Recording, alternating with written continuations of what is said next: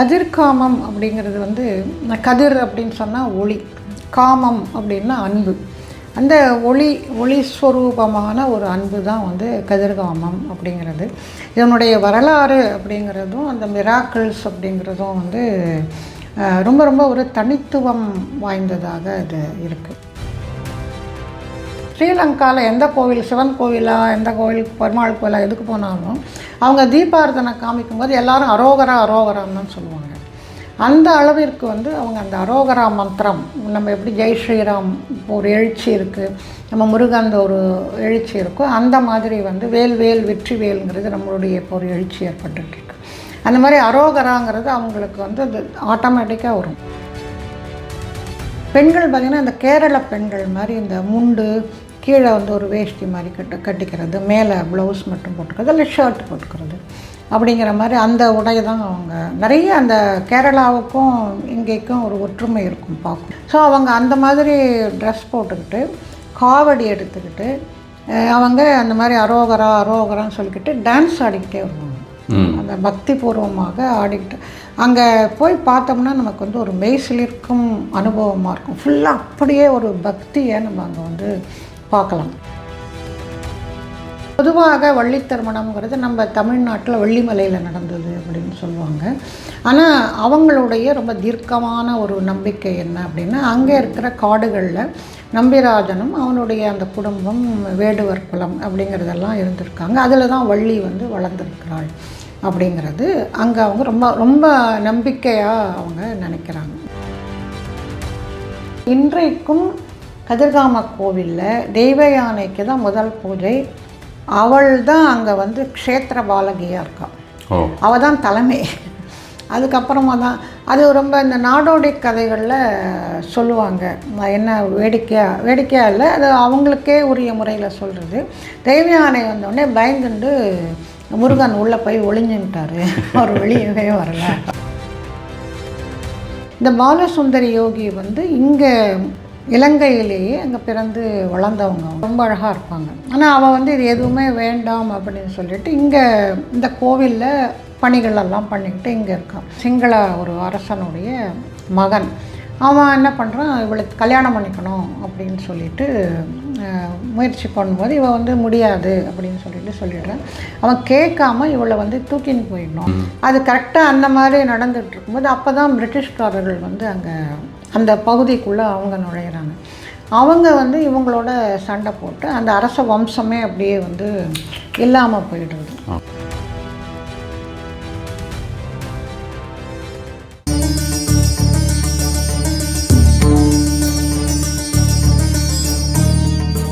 நமஸ்காரம். வணக்கம். நீங்கள் போன தடவை சொல்கிறதுலேருந்து நான் வெயிட் பண்ணிட்டு இருக்கேன். அந்த கண்டி கதிர்காம கந்தன், நம்ம போன தடவை இந்த இலங்கையை பற்றி பேசணும். நீங்கள் இப்போ இந்த இலங்கை டூருக்கு கூட கூட்டின்னு போக போகிறேன் இல்லையா? ஸோ அப்போ நீங்கள் ஒரு வார்த்தை சொன்னீங்க, இப்போ இந்த கண்டி கதிர்காம கந்தனை பற்றி சொல்கிறதுக்கு நிறைய விஷயம் இருக்குது, அது சொல்கிறதுனாலே தனியாக ஒரு எபிசோட் போகும் அப்படின்னு. ஸோ அதிலிருந்தே ஐ வாஸ் வெயிட்டிங், கண்டிப்பாக அதை பற்றி நிறைய கேட்டுக்கணும். அவருக்கு வந்து பார்த்தோம்னா ஒரு உருவ ரூபமாக இல்லாமல் யந்திர ரூபமாகவோ அல்லது வந்து வேல் ரூபமாகவோ தான் வழிபட்டு இருக்கா இல்லையா? எனக்கு சொல்லுங்களேன், அதை பற்றி நிறைய டீட்டெயில்ஸ் இருக்கு. ஃபஸ்ட்டு வந்து கண்டி கதிர்காமம் அப்படின்னு வந்து அது யாரோ அந்த மாதிரி ஒன்று ஒரு எதுகை மோனையோட காக்கு கா அப்படிங்கிற மாதிரி போட்டாங்க. ஓகே. கண்டிக்கும் கதிர்காமத்துக்கும் சம்மந்தமே கிடையாது. ஃபர்ஸ்ட் ஆஃப் ஆல் கண்டிங்கிறது வந்து ஸ்ரீலங்காவினுடைய வெஸ்ட் சைடு வருது கண்டி. கதிர்காமம் வந்து ஈஸ்ட் சைடு இருக்கிறது ஒன்று. இன்னொன்று கண்டி வந்து புத்தர் கோவில். இந்த புத்தருடைய பல்லு அங்கே வந்து வச்சு அது அங்கே பெரிய புத்தர் மடாலயம் இது பண்ணி அதை எல்லோரும் அங்கே சேர்ந்த புத்தர்கள் அவங்க வழிபடுறது. அது கதிர்காமம் வந்து நம்மளுடைய முருகர், நம்ம மக்களும் ப்ளஸ் வந்து சிங்களவர்கள் ரெண்டு பேருமே வழிபடுற கோவில் வந்து கதிர்காமம். ஸோ அதுக்கும் அப்படி தான் வந்துடுது இல்லையா? எல்லாருமே கண்டி கதிர்காமம். ஏன்னா அதுதான் சொல்கிறேன், காக்கா வர்றது வந்து கண்டி கதிர்காமம் சொல்கிறாங்க. அதுக்கும் சம்மந்தமே கிடையாது, ஒரு சம்மந்தம் கூட கிடையாது. அப்போ கதிர்காம கந்தன் தான். கதிர்காமம் கந்தகர்மா. கதிர்காமம் அப்படிங்கிறது வந்து கதிர் அப்படின்னு சொன்னால் ஒளி, காமம் அப்படின்னா அன்பு. அந்த ஒளி ஸ்வரூபமான ஒரு அன்பு தான் வந்து கதிர்காமம் அப்படிங்கிறது.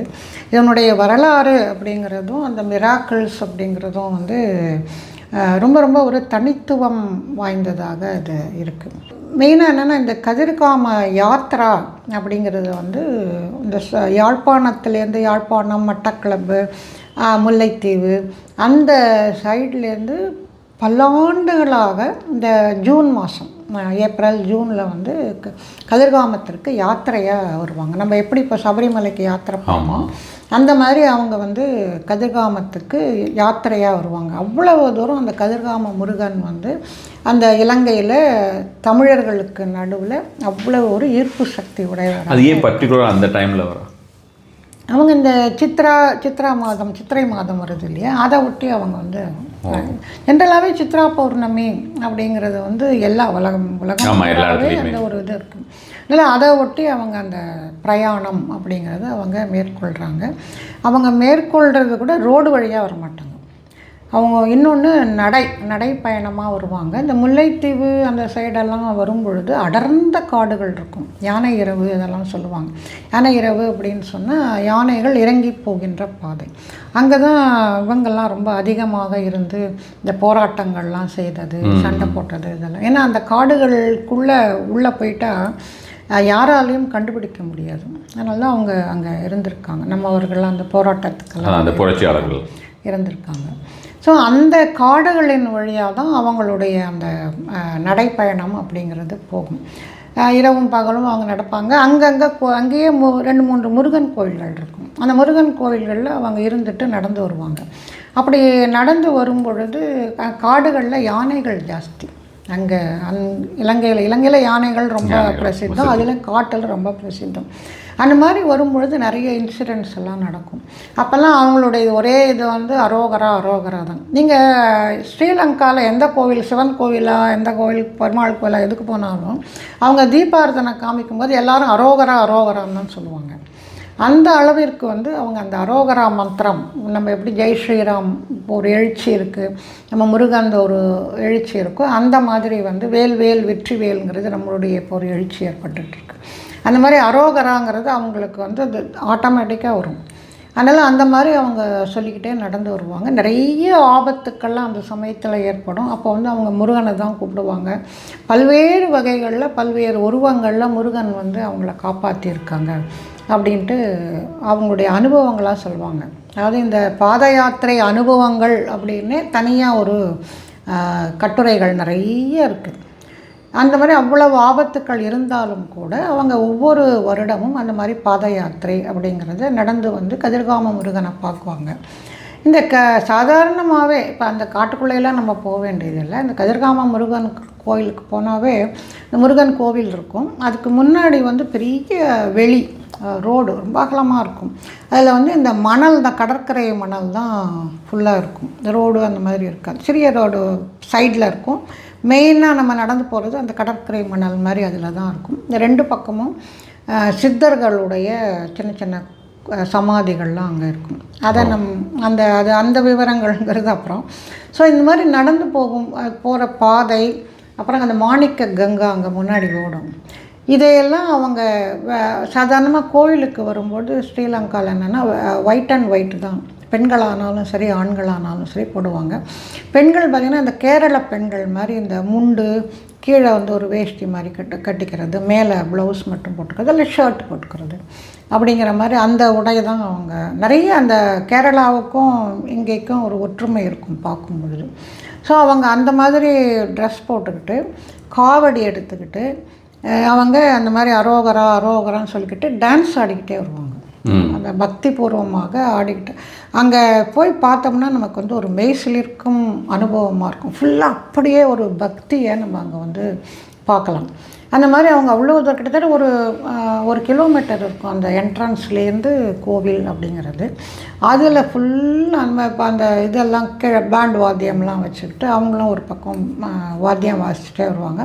இவங்க நடனம் ஆடிக்கிட்டே சவுண்டு நடனம் ஆடிக்கிட்டே வந்து இங்கே சுவாமியை தரிசனம் பண்ணுறது அப்படிங்கிறது இருக்கும். அந்த மாதிரி அங்கேயுமே அந்த காவடி எடுத்துக்கிட்டு அந்த காடுகள் வழியாக வந்து இந்த பாத யாத்திரையில் தரிசனம் பண்ணுறது அப்படிங்கிறது ரொம்ப விசேஷமாக இருக்கும்.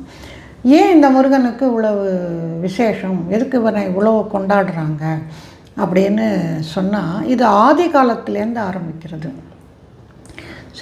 கைலாயத்தில் முருகப்பெருமான் அங்கே இருக்கும் பொழுது, முருகன் வந்து தேவயானையை கல்யாணம் பண்ணிக்கிறார், அங்கே இருக்கார். அப்படி இருக்கும் பொழுது நாரதர் வந்து முருகன்கிட்ட சொல்கிறார், இங்கே இந்த மாதிரி வந்து இந்த குறிப்பிட்ட இடத்துல உனக்காக வள்ளி அப்படிங்கிற வந்து ஒரு பெண் அவள் வளர்ந்துக்கிட்டு இருக்கா அப்படின்னு அவர் ஞாபகப்படுத்துகிறார். அதனால் அவளை வந்து நீ இதாவது என்னென்னா இந்த இச்சாசக்தி கிரியாசக்தியாக இருக்கிறவங்க இந்த வள்ளியும் தேவயானையும். அதனால் அந்த இன்னொரு சக்தி அப்படி இவர் வந்து ஞான சக்தி. அதனால் அந்த பெண் இருக்காள், அவளை வந்து நீ போய் அந்த சக்தியை ஏற்றுக்கொள் அப்படின்னு சொல்லிட்டு சொல்லும் பொழுது அதுக்கப்புறம் அவர் அங்கேருந்து ஸ்ரீலங்காவுக்கு வர்றார்.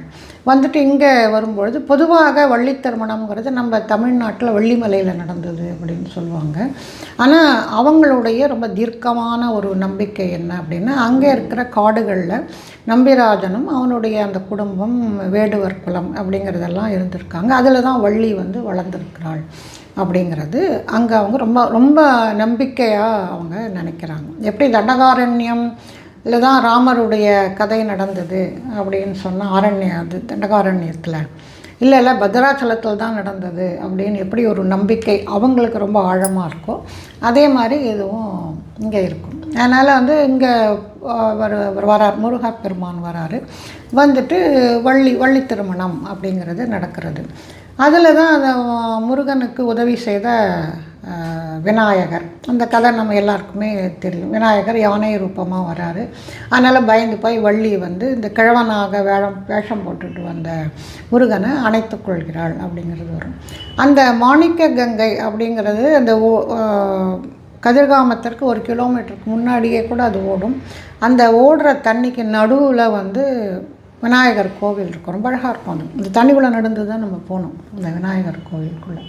ஸோ அங்கே போய் விநாயகரை தரிசனம் பண்ணிவிட்டு அதுக்கப்புறமா வந்து நம்ம கதிர்காமத்துக்கு போகலாம். இந்த கதிர்காமத்துக்கு போகிற வழியிலேயே என்ன அப்படின்னா நிறைய யானைகளை நம்ம பார்க்கலாம். குறுக்க யானைகள்லாம் வந்து நிற்கும், ரெடியாக நிற்கும் இந்த பாதையில். அது வந்து நம்ம வாழைப்பழம் இதெல்லாம் கொடுத்தா தான் வழிவிடும். ஆனால் இது வரைக்கும் அது யாரையாவது தாக்கியது, ஏதோ ஒரு அசம்பாவியம் நடந்ததுன்னு கிடையவே கிடையாது. நடு ரோட்டில் நின்றுட்டுருக்கும். எல்லாருக்குமே தெரியும், அந்த ரோட்டில் போகிறவங்க அத்தனை பேர் ரெடியாக வாங்கி வச்சுட்ருப்பாங்க. இந்த விளாம்பழம் யானைக்கு ரொம்ப பிடிக்கும்.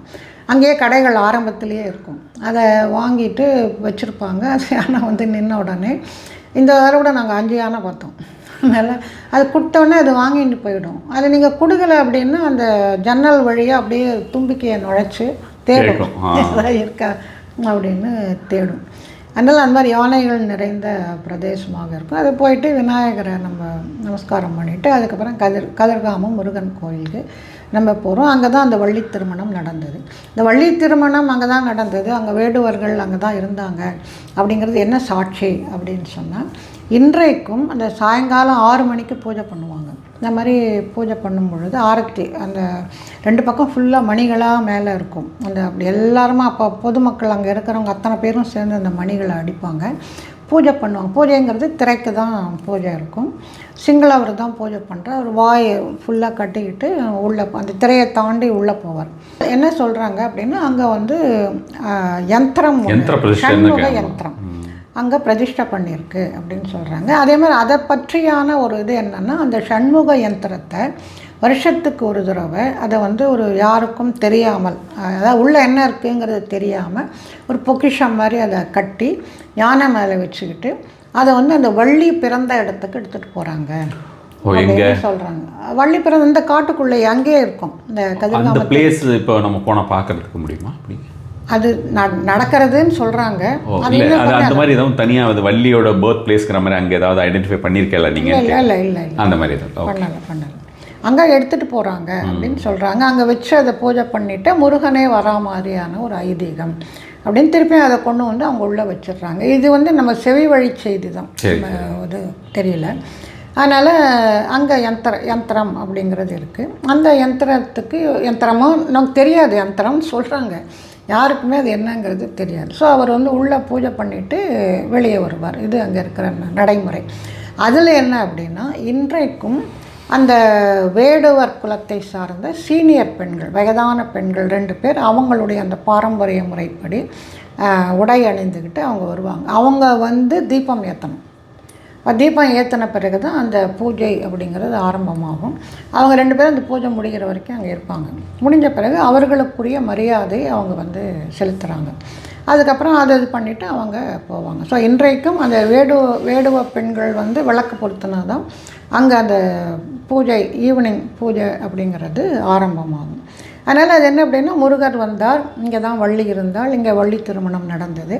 அதுக்கப்புறமாக தெய்வ யானை அவள் வந்து இமயமலையில் இருக்கா.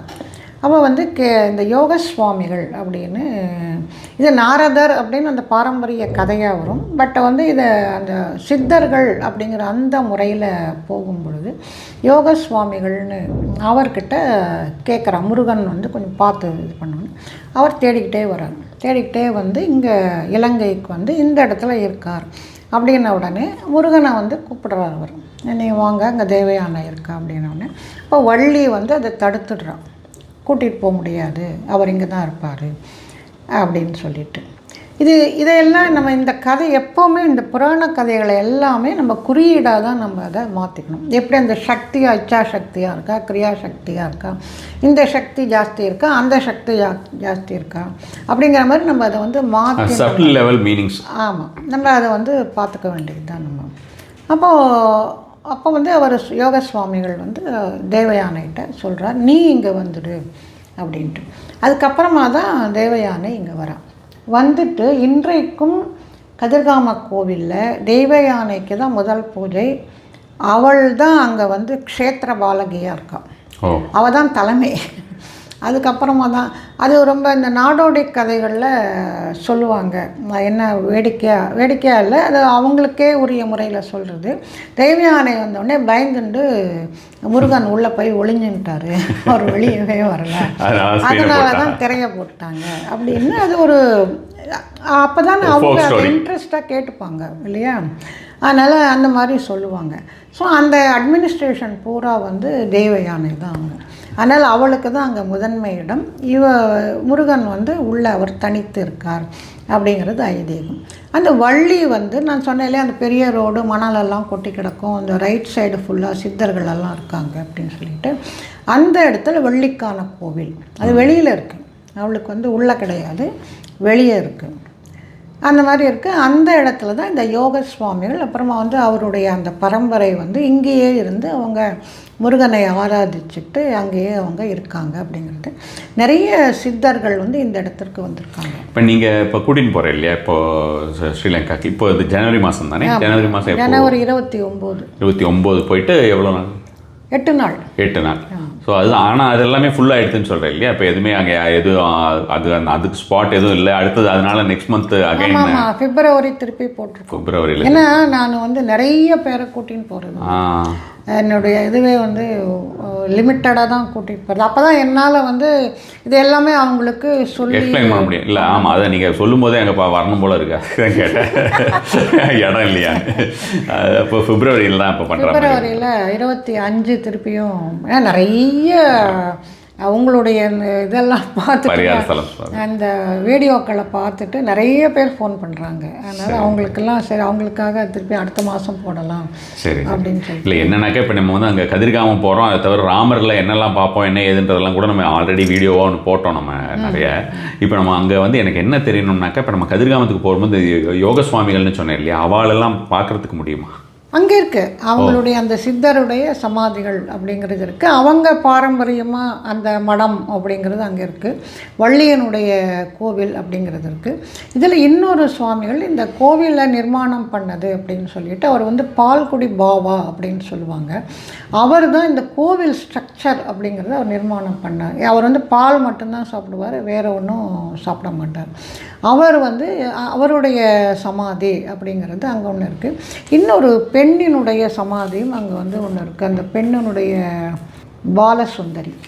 பாலசுந்தரி யோகி அப்படின்னு அவங்கள சொல்லுவாங்க. இந்த பாலசுந்தரி யோகி வந்து இங்கே இலங்கையிலேயே அங்கே பிறந்து வளர்ந்தவங்க அவங்க. ஆனால் அவங்க வந்து இந்த முருகனால் ஈர்க்கப்பட்டு அங்கேயே வந்து அவங்க இருந்து தியானம் பண்ணி அந்த மாதிரி, இது வந்து சரித்திர காலத்தில் நடந்தது. அங்கேயே இருந்திருக்காங்க அவங்க. ஆனால் அவள் வந்து இளவரசி, அதனால் அவள் வந்து ரொம்ப அழகாக இருப்பாள். இளவரசி தான் அழகாக இருப்பான்னு இல்லை, எல்லாருமே அழகாக இருப்பாங்க. இளவரசிக்கு அவங்க பார்த்து பார்த்து பண்ணுறதெல்லாம் அவங்க அழகாக இருக்கலாம். அதனால் ரொம்ப அழகாக இருப்பாங்க. ஆனால் அவள் வந்து இது எதுவுமே வேண்டாம் அப்படின்னு சொல்லிட்டு இங்கே இந்த கோவிலில் பணிகளெல்லாம் பண்ணிக்கிட்டு இங்கே இருக்கான். இவளுடைய அழகை கேள்விப்பட்டுட்டு அங்கே வந்த சைடு அவங்க என்ன சிங்கள ஒரு அரசனுடைய மகன் அவன் என்ன பண்ணுறான், இவளுக்கு கல்யாணம் பண்ணிக்கணும் அப்படின்னு சொல்லிட்டு முயற்சி பண்ணும்போது இவள் வந்து முடியாது அப்படின்னு சொல்லிடுறான். அவன் கேட்காம இவளை வந்து தூக்கின்னு போயிடணும் அப்படின்னு சொல்லிட்டு அவங்க நினச்சி ஏற்பாடெல்லாம் பண்ணிக்கிட்டு இருக்கும் பொழுது தான் இது என்ன சொல்லுவாங்க, முருகனுடைய மிராக்கள் அப்படின்னு சொல்லுவாங்க. அது கரெக்டாக அந்த மாதிரி நடந்துகிட்டு இருக்கும்போது அப்போ தான் பிரிட்டிஷ்காரர்கள் வந்து அங்கே அந்த பகுதிக்குள்ளே அவங்க நுழையிறாங்க. அவங்க வந்து இவங்களோட சண்டை போட்டு அந்த அரச வம்சமே அப்படியே வந்து இல்லாமல் போயிடுறது. ஸோ பாலசுந்தரிக்கு வந்து அதனால் பாதிப்பு இல்லாமல் போய் அதை முருகன் தான் அவளை காப்பாற்றினார் அப்படின்னு சொல்லிட்டு சொல்லுவாங்க. அவங்களும் வந்து இங்கேயே இருந்து ஒரு யோகியாக இருந்து தவம் பண்ணி அவங்க வந்து மோட்சம் அடைகிறாங்க. அவங்க அந்த பெண்மணி இளவரசி அங்கே அந்த மாதிரி நிறைய சித்தர்கள் முழுக்க நீங்கள் அந்த உள்ளே போகும்போது பார்த்தா அந்த சைடு வந்து நிறைய கோவில்கள் ஜீவ சமாதிகள் அந்த மாதிரி நிறைய இருக்கும். அதெல்லாம் நம்ம வந்து அங்கே பார்க்கலாம். இதில் என்ன விசேஷம் அப்படின்னு சொன்னால் கைலாஷும் கதிர்காமமும் ஒரே நேர்கோட்டில் இருக்கும். அதை என்ன சொல்கிறாங்க அப்படின்னு சொன்னால், எதற்காக முருகப்பெருமானும் இங்கே வந்தார், நம்ம எல்லாத்தையுமே இன்னொரு சைடு நம்ம அந்த யோக முறை யோக முறைப்படி நம்ம கொஞ்சம் இது எல்லாமே நம்ம வந்து பார்க்க முடியும். எப்படி நம்ம ரேணுகாம்பாவில் நம்ம அப்படி கனெக்ட் பண்ணுறோமோ அதே மாதிரி எல்லாத்தையுமே அந்த மாதிரி பார்க்க முடியும். இது வந்து குண்டலினி, கதிர்காமம் அப்படிங்கிறது குண்டலினி, கைலாசங்கிறது சகசிராரம். அதனால் அவர் முருகப்பெருமான் வந்து அந்த குண்டலினி வாளை, வள்ளிங்கிறவ வந்து வாளை. இங்கே நிறைய நம்முடைய சித்தர்கள் முருகப்பெருமானுடைய பக்தர்களில் நீங்கள் பார்த்தீங்க அப்படின்னு சொன்னால் அவங்க எல்லாருமே வள்ளியை தான் அவங்க வந்து வாழைப்பெண் தெய்வம். ஆமாம், நம்ம லலிதா திருப்பசுந்தரி சொல்கிறோம். ஆமாம், வாழையை வள்ளியை தான் அவங்க குட்டியம்பாளை சொல்கிறோம். ஆமாம், அந்த மாதிரி வள்ளியை தான் அவங்க நிறைய போற்றுவாங்க. நீங்கள் கதசஷ்டி கவசத்துலேயே பார்த்தீங்கன்னா வள்ளியை பற்றி தான் நிறைய வந்துருக்கும். அது மாதிரி அவங்களுக்கு ஏன்னா அவள் அந்த வாழையாக குண்டலினியாக இருக்கிறதால அவங்க விரும்புகிறது அதுதான், அந்த குண்டலினி சக்தி எழும்பணும் அப்படிங்கிறது தான் சித்தர்களுடைய ஒரு இது. சகசிராரத்தில் முருகனோடு போய் சேரணும் அப்படின்னு. அதனால தான் அவங்க வள்ளியை தேடுறாங்க எப்போவுமே. அதை முருகப்பெருமானும் அங்கேருந்து அவள் வந்து குண்டலினிக்கு தான் அவர் வரார், வந்து அவளை தன்னோட சேர்த்துக்கணும் அப்படிங்கிற மாதிரி அந்த ஒரு நிலையில தான் அவர் அங்கேருந்து வரார். கைலாஷ்லேருந்து வேலோட ரெப்ரசன்டேஷனே அது மாதிரி தானே. ஆமாம், வேல் வந்து அகன்று கூர்மையாக இருக்குது. நம்மளுடைய அந்த சகசிராரத்தை தான் அது குறிக்கிறது. அந்த கொம்புங்கிறது வந்து சுழுமுனை நாடி அப்படிங்கிறது அந்த நீளமாக இருக்கிற கம்பு. அதுவும் வந்து ஒரு யோகம் தான். அதனால தான் சித்தர்கள் வந்து வேலை தான் வழிபடுவாங்க. முருகன் உருவத்தை விட வேலை வழிபடுவார்கள். மக்களுக்காக அவங்க வந்து இந்த முருகனை பிரதிஷ்டை. இந்த ஐகோனோகிராஃபி எல்லாமே அப்புறம் தானே உங்களுக்கு வந்தது. பார்த்தீங்கன்னா இங்கே கூட சால்வாங்குப்பம் சொல்லிட்டு போயிருக்கலாம். இங்கே சால்வாங்குப்பத்தில் கூட வந்து பார்த்தோம்னா வேல் வழிபாடு தான். இன்னுமே வந்து பார்த்தோம்னா உலகத்தில் முதல் கோயில் அப்படின்னு சொல்கிறா. பட் அது பாதியில் நின்ன கோயில் அது ஆக்சுவலாக இங்கே ஈசிஆரில். ஆமாம், நிறைய இடிபாடுகளோட. ஆமாம், இடிபாடுகளோட இருக்குது. ஆனால் இப்போ இந்த இதில் சுனாமிலேயே அது வெளியே சுனாமியில் வெளியில் வந்தது. ஆமாம் ஆமாம், ரொம்ப பார்க்குறதுக்கு ரொம்ப நல்லா இருக்கும். அது உள்ளெல்லாம் போய் பார்க்குறதுக்கு நமக்கு கிடச்சோன்னா அந்த டைமில் யூஸ் பண்ண அந்த கற்கள் மற்ற விஷயங்கள் அந்த மண் அதெல்லாமே வந்து ரொம்ப ஆச்சரியமாக இருக்கக்கூடிய முருகனுடைய பழங்கால வழிபாடுங்கிறதே வேல் தான். அதுக்கப்புறம் தான் அதுக்கு உருவம் அப்படிங்கிறது வந்து. அதனால் அந்த ஒரே நேர்கோட்டில் இருக்குது. இது வந்து குண்டலினி, அது வந்து சகசிராரம் அப்படிங்கிற மாதிரி. ஸோ அந்த அளவிற்கு விசேஷமானது இந்த கதிர்காம கோவில் அப்படிங்கிறது. இந்த யந்திரம் உள்ளே இருக்கிற யந்திரத்தை ஸ்தாபிதம் பண்ணது இந்த யோக சுவாமிகள்.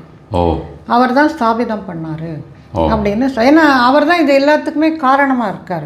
அவரை முருகனை இங்கே கூட்டிகிட்டு வர்றது எல்லாமே அவரோட லைனேஜ் இருக்கு இப்போ. ஆமாம், அங்கே இருக்காங்க. அங்கே அந்த மடம் அது அதனுடைய தொடர்ச்சியாக இருக்குது. அவங்க இதில் என்னென்னா முருகன் அப்படிங்கிறப்போ தமிழர்களும் சிங்களவர்களும் சேர்ந்து வழிபடுறாங்க. ஆனால் தேவயானைங்கிறது அது ஒரு தனி ட்ரஸ்ட்டாக தமிழருடைய அந்த பூஜை முறைப்படி தேவயானைக்கே நடக்கும். இது வந்து வேறு, இது எந்த ஒரு ஆகம விதிப்படியும் இருக்காது, வேறு கோவில் இதுலேயும் இருக்காது. அவங்க ஒரு விதமாக அதை வந்து வழிபடுறாங்க. அந்த பிரசாதத்தை எடுத்துகிட்டு வரது அந்த காவடி மாதிரி எடுத்துகிட்டு வருவாங்க. அந்த வேலைக்கு ரெட் கார்பெட் மாதிரி விரிச்சிட்டு ரொம்ப அழகாக இருக்கும். அந்த கதிர்காமம் போகிறவங்க அந்த சாயங்காலத்தில் போய் பார்க்கலாம். இருக்கும், டெய்லி நடக்கும். எல்லாம் அந்த இது மாதிரி கயிறு கட்டிடுவாங்க, மக்களெல்லாம் வெளியே இருப்பாங்க. அவங்க அந்த இதிலேருந்து கொண்டு வருவாங்க பிரசாதம், கொண்டு ஃபுல்லாக முழுக்க துணியை கட்டிக்கிட்டு அவங்க உள்ளே போய் அந்த இதெல்லாம் பண்ணிவிட்டு பிரசாதம்லாம் நைவேத்தியம் பண்ணுறது, பூஜை பண்ணுறது. கொஞ்சம் அந்த முஸ்லீம் முறைப்படி கூட இருக்கும், பார்க்கும்போது குல்லா போட்டிருப்பாங்க, சாம்பிராணி எல்லாம் அந்த ஸ்க்ரீனுக்கு காமிப்பாங்க, அந்த திரைக்கு காமிப்பாங்க. அதுக்கப்புறம் தான் அவங்க உள்ளே போயிட்டு வருவாங்க. அதே மாதிரி இங்கே அந்த பிரசாதம் எடுத்துகிட்டு வர்றது அப்படிங்கிறது இந்த கோயிலில் மட்டும் இல்லாமல் அங்கே இருக்கிற பிரபலமான கோவில் எல்லாத்துலேயுமே என்னென்னா, நாமெல்லாம் என்ன பண்ணுவோம்னா 2 வாழைப்பழத்தை எடுத்துன்னு போவோம். எடுத்துன்னு போய் சுவாமிக்கு நைவேத்தியம் மட்டும் அதையே கொண்டு வந்துடுவோம். ஆமாம், கொண்டு நம்ம சாப்பிட்ருவோம். ஆமாம், எல்லா சாமிக்குமே அதையே கொடுத்துருவோம். பண்ணிவிட்டு நம்ம கேட்குறது என்னென்னா, நமக்கு வந்து பெரிய அமேசானில் வேலை கிடைக்கணும், இல்லை அந்த மாதிரி நம்ம அதை ஒரு மீன் போட்டோம், நீ கொடுக்குறது 2 வாழைப்பழம், உனக்கு நான் எல்லாத்தையும் கொடுப்பேன், அதுக்கு இதையா அப்படின்னு இருக்கு இல்லையா, அந்த மாதிரி நம்மளுடைய மனப்பாங்க. ஆனால் அங்கே எப்படி அப்படின்னா ஒரு தட்டில் எல்லா பழங்களும் வச்சுருப்பாங்க. அந்த தட்டை தான் அப்படியே வாங்கிட்டு யாருமே அங்கே இந்த 2 வாழைப்பழம் 1 சீப்பு வாழைப்பழமே கிடையாது. அந்த தட்டு தான் எடுத்துகிட்டு போவாங்க. அந்த தட்டை எடுத்துகிட்டு போய் அங்கே நைவேத்தியம் பண்ணிவிட்டு இன்னொன்று என்ன பண்ணுவாங்கன்னா எல்லாருக்கும் அந்த பிரசாதத்தை கொடுப்பாங்க. அங்கே எல்லோரும் இருப்பாங்க இல்லையா, நம்ம அங்கே போனோம் அப்படின்னா நல்லா பழம் சாப்பிட்டே வயிறு ரொம்பிடும் நமக்கு. எல்லோரும் ஆளாளுக்கு கொண்டு வந்து இந்த என்ன வேணால் எடுத்துக்கோங்க, என்ன அதில் எல்லா பழமும் இருக்கும். மாதுளை வந்து ஆப்பிள் எல்லாம், வாழைப்பழம், அன்னாசி எல்லாமே இருக்கும். அது எது வேணால் யார் வேணால் எடுத்துக்கலாம். அந்த மாதிரி வந்துக்கிட்டே இருக்கும், கொடுத்துக்கிட்டே இருப்பாங்க, எடுத்துக்கங்கன்ட்டு. அந்த மாதிரியான ஒரு முறை அங்கே வந்து இருக்கும். இந்த மாதிரி அது ஒரு தனித்துவமான ஒரு நிலையில் இருக்குது. இதே முருகனுடைய கோவில் ஆதி கோவில் அப்படிங்கிற மாதிரி மலை மேலே இருக்குது. நீங்கள் சொல்கிற அந்த ஒரு வள்ளி இடமாகவும் கூட அது இருக்கலாம். ஏன்னா நான் முதல்ல போகும்பொழுது அங்கே போனேன் நான். அப்போ இவ்வளோ தூரம் நமக்கு விரிவாக இதை பற்றியான ஒரு ஆய்வு, ஏன்னா நம்ம முதல் தடவை போகும்போது நமக்கு எல்லாமே ஒரு ஆச்சரியமாக பார்ப்போமே தவிர ஒரு ஆய்வு முறையில் நம்ம பார்க்க மாட்டோம். அந்த வள்ளி தங்கிய இடமாக அந்த வேடர்கள் இருந்த இடமாக கூட அது இருக்கலாம். அதனால் அங்கே மலை மேலே போய் அந்த தரிசனம் பண்ணுறதுங்கிறது கொஞ்சம் கஷ்டம். நம்ம இந்த இது மாதிரி திருக்கோஷ்டியூர் மாதிரி அங்கே இங்கே கஷ்டம், அந்த மாதிரி இந்த மலையில் போகிறதுங்கிறது அந்த மாதிரி அங்கேயும் வந்து கஷ்டம். ஆனால் அங்கே போனால் அங்கேயுமே வந்து அந்த திரை வழிபாடு அப்படிங்கிறது தான் இருக்கும். அந்த மலை மேலேயும் முருகன் அங்கே வந்து ஒரு இருக்கார் அப்படிங்கிறது. இப்போ நம்ம டூருக்கு போகும்போது அங்கே அந்த மாதிரி போகிற மாதிரி இல்லை, அது ரொம்ப கஷ்டம் போகிறது அப்படிங்கிறது கஷ்டம். நான் சொன்னேன், இந்த முன்னாடியே இதில் சொல்லியிருக்கேன், இந்த ராவன் வந்து பால் பண்ணை வச்சுருந்தாங்க. அங்கெல்லாம் சாதாரணமாக இருக்கிறவங்க வந்து போக முடியாது. அது வந்து அந்த ஜீப்பில் ரோடு இது கிடையாது, பாதை கிடையாது. இந்த ஜீப்பு பயங்கரமாக இது பண்ணி போகும், எல்லாம் இடுப்பெல்லாம் ஒடுங்கி போயிடும். அதனால் அது முடியாது. அதனால் அது ரொம்ப தூரம் போகும், மலை மேலே போகும். இதுவும் அதே மாதிரி தான், மேலே போகிறது அப்படிங்கிறது. அங்கே போயிட்டு அங்கேயும் ஒரு தடவை நான் பார்த்துருக்கேன் அந்த இடத்துல. அங்கேயும் முருகனுடைய கோவில் அப்படிங்கிறது. பட் அங்கே பூஜை ரெகுலராக பண்ணிட்டு இருக்கேன், பூஜையெல்லாம் பண்ணுறேன், அதெல்லாம் இருக்குது, ரெகுலராக டெய்லியே பண்ணுறான், பூஜையெல்லாம் இருக்குது. இங்கே தான் முழுமையாக அந்த பூஜை அப்படிங்கிறது இருக்குது. கதிர்காமத்துறை கதிர்வேல் முருகா அப்படின்னு இவர் சொல்லியிருக்காரு. இங்கே வந்து போகர், அருணகிரிநாதர் எல்லாருமே இங்கே வந்து வழிபட்டிருக்காங்க அப்படின்னு சொல்லிட்டு சொல்கிறாங்க. அருணகிரிநாதர் அவர் ஒரு பாடலே அதில் வந்து அவர் சொல்லும் பொழுது, வனமுறை வேடன் அருளிய பூஜை மகிழ் கதிர்காமம் உடையோனே. வனமுறை வேடன், இதுக்கு ஒரு கதையே ஒன்று இருக்குது. வனமுறை வேடன் அருளிய பூஜை, வனமுறை வேடன் அருளிய பூஜை, அவன் செஞ்ச பூஜை அதை வந்து மகிழ்ந்து எடுத்துக்கொண்ட கதிர்காமம் உடையோனே அப்படின்னு சொல்லிட்டு அவர் அருணகிரிநாதருடைய திருப்புகழ் கதிர்காமத்தை பற்றி சொல்லும் பொழுது அவர் பாடியிருக்கார். இது வந்து ஓரளவிற்கு நமக்கு கண்ணப்பன் கதை மாதிரியும் இன்னொரு ஒரு முனிவருடைய கதை ஒன்று வரும், அந்த மாதிரி இருக்கும். அது என்ன அப்படின்னு சொன்னால், அங்கே ஒரு வேடன் அந்த கதிர்காமத்தில் காட்டுக்குள்ளே இருக்கான். அவன் இந்த முருகன் மேலே ரொம்ப அன்பு வச்சுக்கிட்டு அவன் பூஜை பண்ணுறான். எத்தனை வருஷம் பூஜை பண்ணுறான்னா 50 வருஷமாக பண்ணிகிட்டு இருக்கான். அவனுக்கு தெரிஞ்ச பூஜையை அவன் பண்ணிகிட்ருக்கான். காட்டில் கிடைக்கிற பழங்கள் இதெல்லாம் எடுத்துக்கிட்டு பண்ணிகிட்ருக்கான். இந்த மாதிரி சோதனை பக்தர்களுக்கு வருது அப்படின்னு சொன்னால் அது வந்து அவர்களுடைய பெருமையை வெளியே கொணர்வதற்காகத்தான் அந்த வருது. ஆனால் இப்போ நம்மெல்லாம் கேட்கும்பொழுது நிறைய சோதனையே தான் வருது.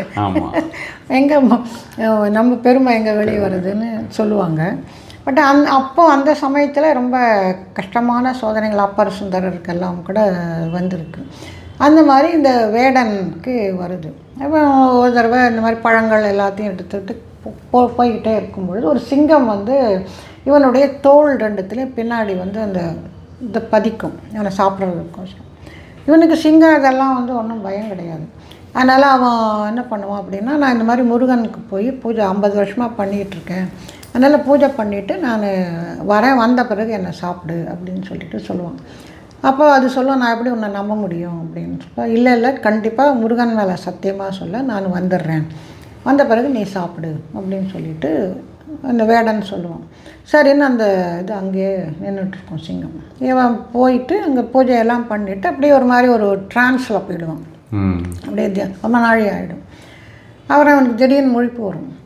வந்த உடனே ஐயோ நம்ம இந்த சிங்கத்துக்கு வாக்குறுதி கொடுத்தோம், நம்ம வந்து இப்படி இங்கேயே உட்காந்துட்டோமே முருகா அப்படின்னு சொல்லிவிட்டு நம்ம வேகமாக வருவான்.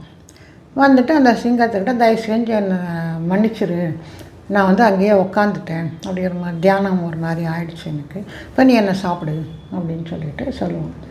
அப்போது அந்த சிங்கம்ங்கிறது முருகனாக மாறி வந்து இந்த வேடனுக்கு தரிசனம் கொடுக்குறாரு. இது கதிர்காமத்தில் நிறைய இந்த மாதிரியான நிகழ்வு. இப்படி நம்ம அந்த பெண்மணிக்கு அவளுக்காகவே அந்த ஒரு அழிவெல்லாம் அந்த அரசனுக்கு நடந்தது அப்படின்னு அந்த மாதிரி எதுவுமே கூட. அதை என்ன அப்படின்னா அருணகிரிநாதர் அதை வந்து குறிப்பிட்டிருக்கார். அதனால் வந்து அதை நம்ம ஒரு இதுவாக எடுத்துக்கலாம். நம்ம வந்து அது ஒரு ப்ரூஃப். சிலதெல்லாம் இப்போ மித்துன்றுவாங்க. ஆமாம், அந்த மாதிரி இல்லாமல் அவர் சொல்லியிருக்கார், வனமுறை வேடன் அருளிய பூஜை அதை மகிழ்ந்து கதிர்காமம் உடையோனே, மகிழ்ந்து எடுத்துக்கிட்ட கதிர்காமம் உடையோனே அப்படின்னு சொல்லிட்டு அவர் மெயின் ரெஃபரன்ஸ் தான் இது ஆக்சுவலாக. ஆமாம், நல்லா திருப்புகழில் அவர் வந்து அதை எப்படி இவர் கதிர்காமத்துறை கதிர்வேல் முருகா, அந்த கதிர்னு நிறைய வரதால் கதிர் அப்படின்னு சொன்னால் சூரிய ஒளியினுடைய கதிர் மாதிரி அது வந்து அந்த ஒரு ஒளியே அங்கே வந்து இருக்குது. முருகன் வந்து ஒளி வழிபாடாக அங்கே வழிபடுறாங்க அப்படிங்கிறது ஒரு ஐதீகம். ரொம்ப ரொம்ப நல்லா இருந்தது. கண்டிப்பாக நெக்ஸ்ட்டு இந்த மாதிரி ஸ்லாட் இருக்கும்போது ஒரு தடவை வரணும் உங்கள் கூட. நிறைய இந்த மாதிரியான விஷயங்கள் பற்றி தெரிஞ்சுக்கிறதுக்கும் கேட்குறதுக்குமே.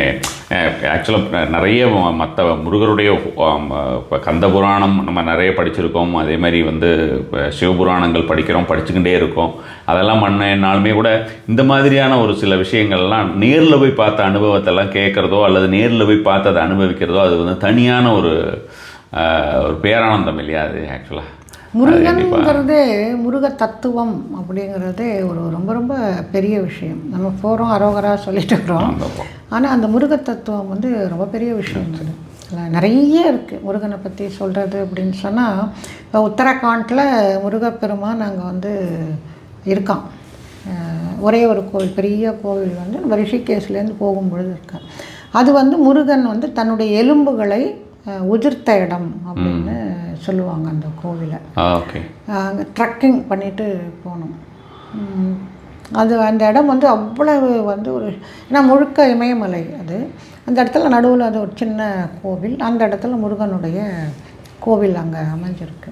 நல்லா சித்தர்களுக்கும் யோகிகளுக்கும் ரொம்ப ரொம்ப உகந்த இடம் அந்த இடம் அப்படின்ட்டு சொல்கிறேன். நிறைய இருக்குது. நீங்கள் சொன்னீங்களா, நீங்கள் நிறைய ஒன்றுமே இல்லை, நான் பார்த்ததெல்லாம் ஒன்றுமே இல்லை. இதெல்லாம் பார்க்கும் பொழுது நிறைய நம்முடைய பாரத தேசத்தில் அவ்வளவு விஷயங்கள் இருக்குது. இப்போ திருவண்ணாமலை மாதிரியே வந்து என் பெண்ணு வந்து அமெரிக்காவில் சியாட்டில் இருந்தப்போ ஒரு வீடியோ போட்டிருந்தான். அங்கே இருக்கிற ஒரு மலை அப்படியே அச்சு அசலாக திருவண்ணாமலை மாதிரி இருக்குது. ஆனால் நம்ம திருவண்ணாமலையை வந்து நம்ம சிவஸ்வரூபம் அப்படின்னு சொல்லிட்டு நம்ம வழிபடுறோம். பட் அங்கே அந்த மாதிரி எல்லாம் வந்து யாரும் வழிபடுறதில்லை. இப்போ இது ஒரு புவனேஸ்வர், பாதாள் புவனேஸ்வர்னு இருக்குது. அதுக்குள்ளே இறங்கி போனால் அப்படியே தெய்வங்கள், பிரம்மா, விஷ்ணு எல்லோரும் இயற்கையாக உருவாகியிருக்காங்க. அந்த நாகம் எல்லாமே இருக்குது. இந்த மாதிரி பாதாளம்ங்கிறது நிறைய இடங்கள்ல இருக்குது. ஃபாரினில். ஆனால் அவங்க வந்து அது தெய்வீகமாக பார்க்குறது இல்லை, அதை வந்து ஒரு இயற்கையாக பார்க்குறாங்க. ஒரு டூரிஸ்டெல்லாம் போய் தரிசனம் பண்ணிட்டு வராங்க. நாம் எல்லாத்தையுமே வந்து ஒரு ஆன்மீகத்தில் நம்ம கொண்டு வந்துட்டோம், பயபக்தியோடு நம்ம பார்க்குறது அப்படிங்கிறது தான் நம்முடைய பாரத தேசத்தினுடைய பெருமை. அதை நம்ம வந்து அடுத்த தலைமுறைக்கு கொண்டு போகணும், அதுதான் முக்கியம். நமக்கு ஈக்குவலாக யாருமே கிடையாது, நம்ம பாரத தேசத்தில் பிறக்க நம்ம பாக்கியம் பண்ணியிருக்கணும் அப்படிங்கிற அந்த ஒரு உணர்வை அவங்களுக்கு ஏற்படுத்தணும். கண்டிப்பாக. ஓகே சார், நன்றி சார், தேங்க்யூ.